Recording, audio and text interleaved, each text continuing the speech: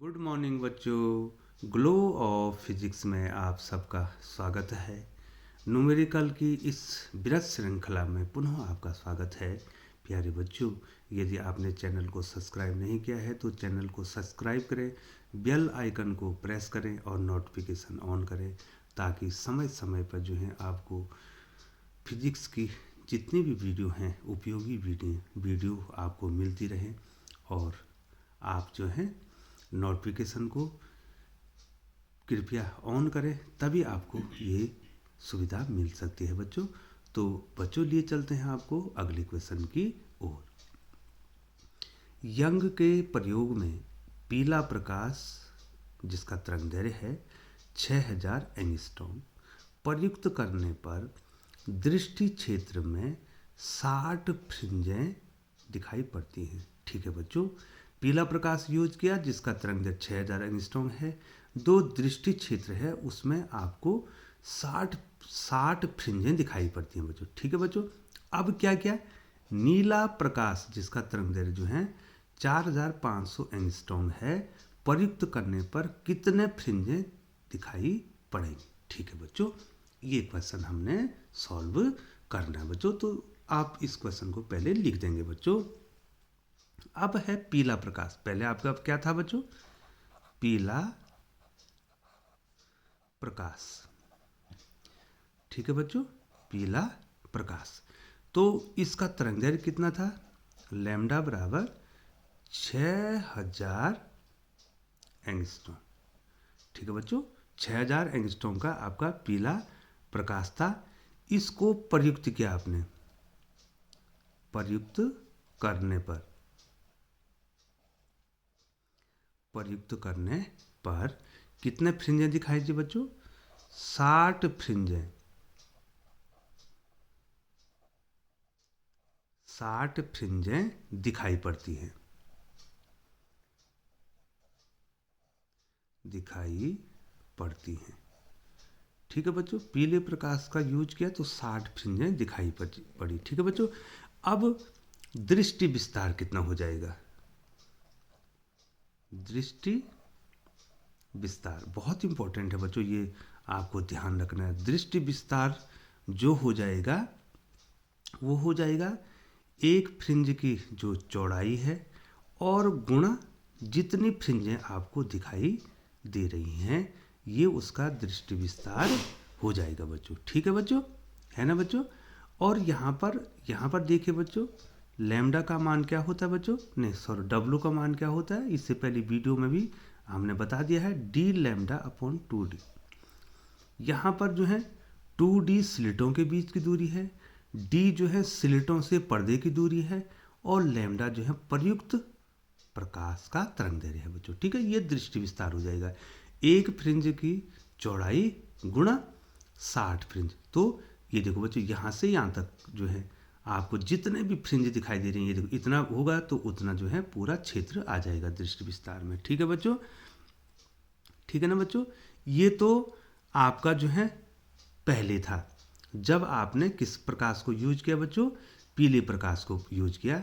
तो मान लीजिए बच्चों, इसको W1 लिख देते हैं। ठीक है बच्चों, तो W1 कितना हो जाएगा? यहाँ पर आपने पहला क्या यूज किया? पहला आपने पीला प्रकाश यूज किया, उसका तरंगदैर्घ्य हम क्या लिखते हैं बच्चों? लैम्डा 1 लिखते हैं। ठीक है बच्चों, चलो इसको लैम्डा 1 लिख देते हैं। लिख दिया आपने लैम्डा 1। अब जो है हमने जो है मान लीजिए माना लैम्डा 2 कितना है? पीला ये देखो नीला प्रकाश है, नीले प्रकाश का कितना तरंगदैर्घ्य है? 4500 एंगस्ट्रॉम है। माना लैम्डा 2 प्रयुक्त करने पर, प्रयुक्त करने पर, अब आपको पता नहीं है कितने फ्रिंज दिखाई देंगी, n फ्रिंज। अब संख्या ज्ञात नहीं है तो आप क्या लिखेंगे? n फ्रिंज दिखाई पड़ेंगी, दिखाई पड़ेंगी। ठीक है बच्चों, ये देखो बच्चों, अब क्या होगा बच्चों? अब क्या होगा? यहाँ पर जो है बच्चों अब जो है हमारे पास जो है दृष्टि विस्तार तो वही होगा बच्चों, दृष्टि विस्तार तो वही होगा, है ना बच्चों। लेकिन क्या हो जाएगा, फ्रिंज बदल जाएंगे बच्चों। फ्रिंज की चौड़ाई कोई पहले मान लीजिए पतली थी, अब मोटी भी हो सकती है, पतली भी हो सकती है, ठीक है बच्चों। तो एन फ्रिंज, अब यहाँ दृष्टि विस्तार कितना आएगा बच्चों, इसके लिए दूसरे तरंग दैर्ध्य के लिए दृष्टि विस्तार कितना आएगा बच्चों, बोलो कितना आएगा, बराबर ये मैंने W2 मान लिया इंटू एन। अब यहाँ तो 60 दिखाई दी ना बच्चों, और यहाँ कितनी दिखाई देगी बच्चों, एन। और यहाँ पर जो है जो W2 की वैल्यू होगी वो क्या होगी बच्चों, डी लैम्डा 2 बटे 2D हो जाएगी। ये तो नहीं बदल रहे हैं ना बच्चों, ये कहाँ बदल रहे हैं। अब देखो बच्चों तो क्या हो जाएगा, ये दोनों दृष्टि विस्तार तो एक ही होगा बच्चों, दृष्टि विस्तार तो एक ही होगा। तो इसका मतलब क्या हो गया बच्चों, W2 इंटू एन बराबर W1 इंटू 60, ठीक है बच्चों। दोनों के मान आप रख दीजिए बच्चों। तो डी लैम्डा 1 है ना बच्चों, इसका मान D lambda 1 upon 2D, sorry बच्चों डी लैम्डा 2, ये दूसरे के लिए है, डी लैम्डा 2 अपॉन 2D और इंटू एन, माना एन फ्रिंज दिखाई दी। W1 का मान क्या है, D lambda 1 upon 2D into 60, ठीक है बच्चों। तो ये देखिए बच्चों, ऊपर करता हूँ, ये देखिए ये लैम्डा 2, ये W2 का मान है, ये एन फ्रिंज हमने कहा दिखाई देंगी। W1 का मान है, यहाँ आपको 60 फ्रिंज दिखाई दी। तो देखो बच्चों D से D कैंसिल, 2D से 2D कैंसिल हो गया, तो कितना हो गया बच्चों, n इंटू लैम्डा 2 बराबर लैम्डा 1 इंटू 60, ठीक है बच्चों। हमने निकालना क्या है, हमने क्या निकालना है, n निकालना है। तो n बराबर कितना हो जाएगा, lambda 1 upon lambda 2 into 60, lambda 1 बटे लैम्डा 2 इंटू 60। अब दोनों दे रखे हैं बच्चों, यहाँ देखो बच्चों, ये देखो बच्चों, पहला कितना था, 6000 था लैम्डा 1, और दूसरा क्या हो गया, पहला पीला प्रकाश था, अब नीला प्रकाश हो गया, लैम्डा 1 6000 और लैम्डा 2 4500। तो लिए चलते हैं आपको इसकी ओर। तो n बराबर कितना हो जाएगा, लैम्डा 1 कितना था बच्चों, 6000 एंगस्ट्रॉम, और ये कितना हो गया 4500 एंगस्ट्रॉम इंटू 60, ठीक है बच्चों। तो देखिए बच्चों 1 2 3, ठीक है बच्चों, सॉरी बच्चों ये केवल 2 यहाँ पर, तो 1 2, ठीक है। अब कितना आ गया बच्चों, n का मान कितना आ गया, n की वैल्यू कितनी आ गई, 60 इंटू 60 अपॉन 45, ठीक है। ये 15 तियाँ 45 और 15 चौको कितना हो गया, 60 हो गया। 3 से ये कट जाएगा, ये 20 हो जाएगा, और कितना हो जाएगा, 20 चौको 80 हो जाएंगे बच्चों, ठीक है। अब आपको 80 फ्रिंज दिखाई दी, पहले कितनी थी बच्चों, पहले कितनी थी 60, अब 80 दिखाई देंगी, तो फ्रिंज की चौड़ाई क्या हो जाएगी बच्चों, घटने जाएगी बच्चों, ठीक है। पहले तो 60 दिखाई दे रही थी, तो वो बड़ी होंगी। अब जो है आपको, जब आपने नीला प्रकाश प्रयोग किया तो फ्रिंज की चौड़ाई क्या होगी है, घट गई है, ठीक है बच्चों। तो ये क्वेश्चन आपको पूछा जाता है बच्चों, बहुत ही इंपॉर्टेंट क्वेश्चन है। अब बच्चों हम आपको अगले क्वेश्चन की ओर लिए चलते हैं बच्चों। तो बच्चों 23वां क्वेश्चन आपके स्क्रीन पे है, और आप इसको पढ़ लीजिए बच्चों। तो पढ़िए बच्चों क्या लिखा है, यदि यंग के द्विस्लिट व्यतिकरण प्रयोग में स्लिटों के बीच की दूरी 3 गुनी कर दी जाए तो फ्रिंज की चौड़ाई पर क्या प्रभाव पड़ेगा। बहुत ही अच्छा क्वेश्चन है बच्चों, ऐसे बहुत सारे क्वेश्चन पूछे जाते हैं, ये पैटर्न है बच्चों। प्यारे बच्चों आप जानते हैं पैटर्न, जानते हैं ना बच्चों। पैटर्न का मतलब हो गया कि अगर आपने एक क्वेश्चन इस टाइप का कर दिया तो और आप सारे क्वेश्चन कर सकते हैं बच्चों, ठीक है बच्चों। तो ये पैटर्न है क्वेश्चन का, आपको पैटर्न बताया जा रहा है कि ऐसे क्वेश्चन परीक्षा में पूछे जाते हैं बच्चों। तो इस टाइप का क्वेश्चन आपको हल करना है, तो आप ध्यान देंगे बच्चों, ठीक है बच्चों। तो फ्रिंज की चौड़ाई का सूत्र क्या है, पहले तो वो आना चाहिए। फ्रिंज की चौड़ाई W बराबर डी लैम्डा अपॉन 2d। प्यारे बच्चों, मैं यहाँ पर 2d लिख रहा हूँ और कहीं कहीं पर ये d भी लिखा है, तो बच्चों जो लिखेंगे तो वही तो यूज करेंगे ना बच्चों आप। हमने स्लिटों के बीच की दूरी कितनी मानी है, 2d, और बुक्स में जो है कहीं पर d लिखा है तो आप d मानेंगे। जैसे द्विध्रुव की जो है पूरी लंबाई को 2l मानते हैं, कहीं पर l मानते हैं, ठीक है बच्चों। तो जो आप मानेंगे तो उसी के अनुसार क्या करेंगे, आप क्वेश्चन करेंगे। तो बच्चों देखिए, यदि यंग के द्विस्लिट व्यतिकरण प्रयोग में स्लिटों के बीच की दूरी 3 गुनी कर दी जाए, जब तक 3 गुनी नहीं की थी तो तब तक फ्रिंज की चौड़ाई माना W1 थी। ये इसको मान लीजिए बच्चों W1 बराबर डी लैम्डा अपॉन 2d। ये देखो बच्चों, पहले तो ये था, तो ये पहली कंडीशन है। अब क्या कर दिया उन्होंने, क्या कर दिया बच्चों, ये स्लिटों से पर्दे की दूरी भी नहीं बदली, प्रकाश को भी नहीं बदला, लेकिन ये दूरी कितनी गुनी कर दी। ये देखो बच्चों, स्लिटों के बीच की दूरी 3 गुनी कर दी। तो 3 गुनी की तो कर दो बच्चों, आप भी 3 गुना कर दो, 3 × 2d। ये देखो बच्चों, तो ये इक्वेशन नंबर 2 हो गया। ठीक है बच्चों, अब चौड़ाई पर क्या प्रभाव पड़ेगा, इसका मतलब हमने W2 निकालना है। ठीक है बच्चों, मतलब W2 W1 का कितनवां भाग हुआ, बड़ा हुआ, छोटा हुआ, बराबर हुआ। ठीक है बच्चों, तो सीधे सीधे ऐसे क्वेश्चनों में आप रेशियो निकाल देते हैं।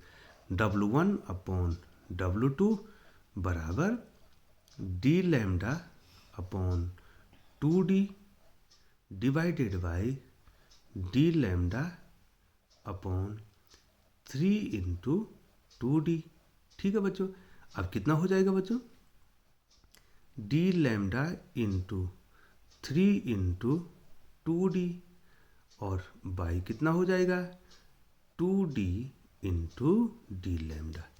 ठीक है बच्चों, डी लैम्डा से डी लैम्डा कैंसिल, डी से डी कैंसिल, 2 से 2 कैंसिल, तो कितना बचा, कितना बचा बच्चों बताइए, W1 upon W2 is equal to 3/1। निकालना क्या है, W2 निकालना है, तो 3W2 बराबर W1। ठीक है बच्चों, तो W2 कितना आया बच्चों, W2 कितना आया, 1/3W1। क्या मतलब है इसका, क्या मतलब है बताओ। इसका मतलब है कि जब हमने स्लिटों के बीच की दूरी को 3 गुना किया तो फ्रिंज की चौड़ाई जो W2 है वो पहले की चौड़ाई की 1/3 रह गई है। माना बच्चों ये 6 सेंटीमीटर होता तो ये कितना 2 होता ना बच्चों, 6 का 1/3 तो कम हो गया ना बच्चों, 1/3 रह गई बच्चों। तो चौड़ाई कितनी हो गई, चौड़ाई 1/3 गुनी रह गई। ठीक है बच्चों, किसकी हुई 1/3, जो पहले थी बच्चों, जो पहली चौड़ाई थी उसकी 1/3 गुनी होगी। ठीक है बच्चों, मैं बार बार कह रहा हूं, अगर फ्रिंज ये W1 अगर 6 सेंटीमीटर होता तो इसमें 3 का भाग देते तो 2 सेंटीमीटर हो जाता ना बच्चों। जब आपने क्या किया, स्लिटों के बीच की दूरी को बढ़ाएंगे तो फ्रिंज की चौड़ाई क्या आएगी बच्चों, कम आएगी। ठीक है बच्चों, तो ये क्वेश्चन आप जरूर कर देंगे। और बच्चों इसमें ये भी पूछा जा सकता है, ये देखिए बच्चों, यहाँ पर इसने क्या कहा, इसने तो कहा स्लिटों के बीच की दूरी को बढ़ाया घटाया है बच्चों। ये भी तो कह सकता है कि स्लिटों से पर्दे की दूरी, ये इस डी को भी कह सकता है, इस डी को कह सकता है कि ये आधा कर दें या दुगुना कर दें। एक क्वेश्चन इस पर भी बन सकता है, एक क्वेश्चन जो इस पर भी बन सकता है कि डी और 2d को वैसे ही रखा और λ1 लैम्डा को बदल दिया, लैम्डा को बदल दिया। तो वो तो मैंने 2 क्वेश्चन करा दिए बच्चों। तो इस पे ये पैटर्न क्वेश्चन है बच्चों, पैटर्न क्वेश्चन है। इस पे जितने भी क्वेश्चन होंगे इसी ढंग से आप उनको सॉल्व करेंगे बच्चों। तो प्यारे बच्चों, मुझे लगता है कि आपको ये आ गया है, तो हमें आगे बढ़ना चाहिए। तो हम लिए चलते हैं अगले क्वेश्चन की ओर। तो बच्चों 24वां क्वेश्चन फिर एक बार रिपीटेड क्वेश्चन है। ठीक है बच्चों, ये क्वेश्चन मैंने बता दिया है, लेकिन मैं आपको फिर बताऊंगा जिससे आपकी प्रैक्टिस और हो जाए बच्चों। क्या कहता है, यदि व्यतिकरण करने वाली 2 तरंगों की तीव्रताओं का अनुपात 16:9 है, वहाँ 25, पहला जो क्वेश्चन क्या था वहाँ 25:16 था, तो यहाँ 16:9 दे दिया बच्चों। ये हमेशा वर्ग के रूप में रहेगा बच्चों, ठीक है, जैसे 4 का वर्ग और ये 3 का वर्ग। तो ये आपको 25 दे सकता है, 36 दे सकता है, 49 दे सकता है, 100 दे सकता है, 49 दे सकता है, ऐसा क्वेश्चन आएगा बच्चों। ये भी पैटर्न क्वेश्चन है, ये भी पैटर्न क्वेश्चन, इस पर कितने भी क्वेश्चन बन सकते हैं, ठीक है बच्चों। तो पुनः यदि व्यतिकरण करने वाली दो तरंगों की तीव्रताओं का अनुपात 16:9 है, तो उनके व्यतिकरण प्रतिरूप में महत्तम एवं न्यूनतम तीव्रता, तो महत्तम तीव्रता आई मैक्सिमम और आई मिनिमम आपको ज्ञात करनी है। लेकिन दिया क्या है बच्चों, दिया है I1/I2 आपको दिया है। तीव्रताओं का अनुपात कितना है बच्चों, 16:9 का मतलब 16/9, ठीक है बच्चों। अब आप जानते हैं, आप बिल्कुल जानते हैं, क्या जानते हैं बच्चों आप, I1/I2 जो तीव्रता होती है वो आयाम के वर्ग के बराबर होती है, ठीक है, या समानुपाती होती है A1/A2 का स्क्वायर, ठीक है। इसको ऐसा भी तो लिख सकते हैं बच्चों, A1/A2 का होल स्क्वायर। ये देखो बच्चों, तो यहाँ हमें क्या मिल जाएंगे बच्चों, दोनों तरंगों के आयाम मिल जाएंगे। तो बच्चों I1/I2 का मान इतना है, इसको कितना लिख सकते हैं, A1/A2 के स्क्वायर के बराबर। तो A1/A2 का स्क्वायर बराबर 16/9। तो बच्चों जब आप A1/A2 निकालेंगे तो इसका क्या हो जाएगा बच्चों, इसका स्क्वायर रूट हो जाएगा 16/9, और इसका वर्गमूल 4 और इसका वर्गमूल 3। अब मैंने आपको क्या कहा था बच्चों, आप या तो A1 निकालो और या तो A2 निकालो बच्चों। तो A1 × 3, ठीक है बच्चों, 3 × A1 बराबर 4 × A2। यहाँ से मैंने A1 निकाल दिया, A1 बराबर कितना हो जाएगा, 4A2/3। ये देखो बच्चों, अब जो है अधिकतम और न्यूनतम तीव्रता जो होती है, अधिकतम तीव्रता तब होती है जब समपोषी व्यतिकरण होता है, और न्यूनतम तीव्रता तब होती है जब विनाशी डिस्ट्रक्टिव इंटरफ्रेंस होता है बच्चों। तो ये होता है दोनों तरंगों का जो आयाम है उनके योग का वर्ग हो जाता है, और ये जो है दोनों तरंगों के आयामों का अंतर हो जाता बच्चों। इसलिए तो बच्चों मैंने A1 निकाला है। A1 को A2 के पदों में रखेंगे तो वो दोनों कट जाएंगे बच्चों, ये आपको ध्यान देना बच्चों। तो बच्चों इसको सॉल्व करता हूँ। A1 की जगह पर कितना लिखूंगा बच्चों, 4A2/3 प्लस A2 का होल स्क्वायर, ये देखिए बच्चों, डिवाइडेड बाई कितना हो जाएगा, 4A2/3 माइनस A2 का होल स्क्वायर, ठीक है ना बच्चों। अब देखिए बच्चों, अब देखिए तो कितना आ गया बच्चों, I मैक्सिमम बटे I मिनिमम इक्वल टू, इसका एलसीएम ले लेंगे तो एलसीएम कितना आ जाएगा बच्चों, एलसीएम कितना आ जाएगा, 3 आ जाएगा। ये कितना हो जाएगा, 4A2 प्लस 1 से इसमें भाग देंगे 3, तो 3A2 आ जाएगा, 3A2।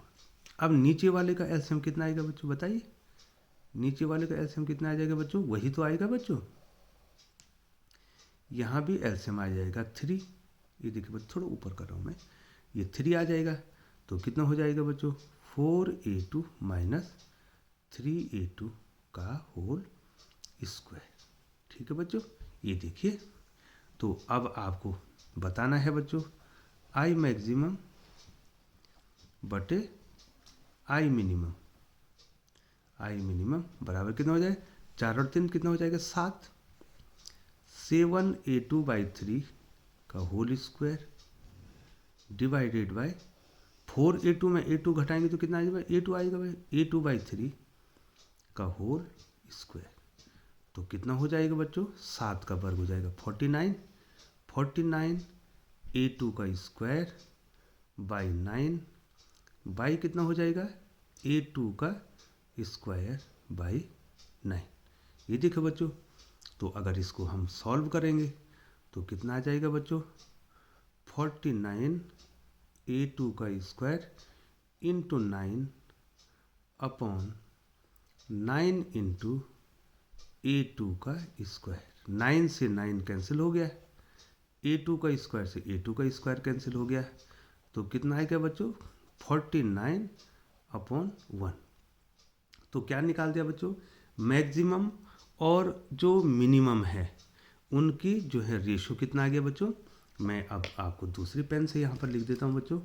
तो कितना आ गया बच्चों, कितना आ गया हमारा आंसर, आई मैक्सिमम और आई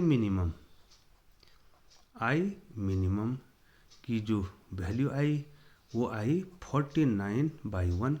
तो इनका रेशियो कितना आएगा बच्चों, I maximum ratio I minimum बराबर कितना आ गया बच्चों 49/1। तो ये इसका आंसर आ गया बच्चों। ये क्वेश्चन मैंने पहले भी करा रखा है। अब लिए चलते हैं आपको दूसरे क्वेश्चन की ओर। तो प्यारे बच्चों 25वां क्वेश्चन आपकी स्क्रीन पे है। तो बच्चों एक चीज़ आपको बता दें, ये ध्रुवण वाले चैप्टर से आया है और 2022 के सिलेबस में ये नहीं है, आप देख लेना बच्चों, ठीक है बच्चों। लेकिन इसका मतलब ये नहीं है कि ये जो परीक्षा में पूछा नहीं जाएगा बच्चों, ठीक है बच्चों। आप इसको सिलेबस में देख देंगे कि सिलेबस में है कि नहीं है, ठीक है बच्चों। लेकिन आगे जो कॉम्पिटिटिव एग्जाम होंगे बच्चों उसमें आपको पूछा जाएगा, तो बच्चों आप इसको देख लेंगे। तो क्या कहता है बच्चों, एक पारदर्शी माध्यम का ध्रुवण कोण 60 अंश है, माध्यम का अपवर्तनांक तथा अपवर्तन कोण भी ज्ञात कीजिए बच्चों। तो एक रिलेशन बूस्टर का नियम है बच्चों, बहुत ज़्यादा इंपॉर्टेंट है, n बराबर 10 IP, ठीक है बच्चों। ये देखो यहाँ IP जो है ध्रुवण कोण है, IP क्या है बच्चों, ध्रुवण कोण है बच्चों, या बूस्टर कोण कहते हैं इसको, ठीक है बच्चों। ये ध्रुवण कोण है। तो ये कितना दिया है बच्चों, n बराबर 10 60 और 10 60 का मान कितना होता है बच्चों, वर्गमूल 3। तो माध्यम का अपवर्तनांक कितना आ गया बच्चों, वर्गमूल 3 आ गया, 1.732 आ गया बच्चों, ठीक है बच्चों। अब देखिए बच्चों यहाँ पर हमने क्या निकालना है बच्चों, यहाँ पर हमने आपतन कोण निकालना है। तो एक रिलेशन होता है बच्चों, ध्रुवण कोण और आपतन कोण का जो योग होता है वो 90 डिग्री होता है बच्चों। तो ये कितना दिया है बच्चों, ये कितना दिया है आपको, ये आपको 60 डिग्री दिया है, 60 डिग्री प्लस आर बराबर 90 डिग्री, ठीक है बच्चों। तो आर कितना हो जाएगा बच्चों, 90 डिग्री माइनस 60 डिग्री, तो आपतन कोण कितना आ गया बच्चों, 30 डिग्री, ठीक है बच्चों। तो इसका आंसर आ गया। ये 1 या 2 नंबर में आपको पूछा जाता है और कंपटीशन में भी आपको पूछा जाता है बच्चों। तो अगला क्वेश्चन यहीं पर मैंने लिख दिया है बच्चों, किसी माध्यम के लिए ध्रुवण कोण 60 अंश है, उसके लिए क्रांतिक कोण ज्ञात कीजिए बच्चों, ठीक है बच्चों। तो ध्रुवण कोण कितना दिया है, IP बराबर कितना दिया है बच्चों, 60 अंश दिया है, ठीक है बच्चों। और हम जानते हैं n बराबर क्या होता है बच्चों, 10 IP होता है, बराबर हो जाएगा 10 60 डिग्री और बराबर हो जाएगा √3, ठीक है बच्चों। यहाँ पर हमारे पास ये कितना आ गया, √3 आ गया और इसकी वैल्यू तो आप जानते हैं 1.732 आ गया बच्चों। अब बच्चों माध्यम के अपवर्तनांक में क्या संबंध है, n बराबर होता है 1/sin c, यहाँ पर c जो है क्रांतिक कोण है बच्चों, ठीक है। अब इधर देखिए बच्चों, ध्यान देंगे आप, ठीक है। वर्गमूल 3 बराबर है 1/sin c, ठीक है बच्चों। तो उल्टा कर दो, तो sin c कितना हो जाएगा बच्चों, 1/3, ठीक है बच्चों, 1/3 हो जाएगा, ठीक है बच्चों। अब यहाँ पर ये c का जो है कोई वैल्यू नहीं है यहाँ पर, चलो इसको इस 1/ कितना हो जाएगा 1.732। तो बच्चों जब आप इसको सॉल्व करेंगे तो ये आ जाएगा 0.577। अब बच्चों ऐसी स्थिति में जब आपको ये एंगल प्राप्त नहीं हो रहा है, क्योंकि आपको साइन 0 का मान 0 है, साइन 30 का मान पता 1/2, साइन 45 का मान 1/2, साइन 60 का मान वर्गमूल 3/2 और साइन 90 का 1, ये है नहीं। तो यहाँ पर C बराबर हो जाएगा साइन इनवर्स। क्या हो जाएगा बच्चों? Sine inverse 0.577। तो प्यारे बच्चों, ये जो आपका ऑप्टिक्स वाला जो चैप्टर था उसके संभावित न्यूमेरिकल्स जो है मैंने कर दिए हैं।